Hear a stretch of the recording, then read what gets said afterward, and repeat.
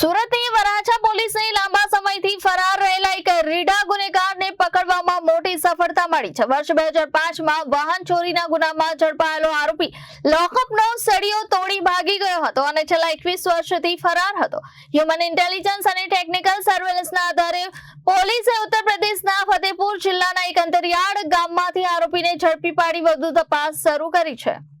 સુરત શહેરની વરાછા પોલીસને 21 વર્ષથી ફરાર રહેલા રીઢા ગુનેગારને ઝડપી પાડવામાં મહત્વની સફળતા મળી છે। આરોપી અમિત સિંહ વર્ષ 2005માં વાહન ચોરીના ગુનામાં ઝડપાયેલો હતો। જોકે પોલીસ લોકઅપમાં રાખવામાં આવ્યો ત્યારે સળિયો તોડીને ફિલ્મી અંદાજમાં ફરાર થઈ ગયો હતો। ત્યારથી આરોપી સતત પોતાની ઓળખ અને ઠેકાણા બદલતો રહ્યો હતો, જેના કારણે પોલીસ માટે તેને શોધવો પડકારરૂપ બન્યો હતો। જોકે વરાછા પોલીસની ટીમે હ્યુમન ઇન્ટેલિજન્સ અને ટેકનિકલ સર્વેલન્સના આધારે આરોપી સુધી પહોંચવામાં સફળતા મેળવી।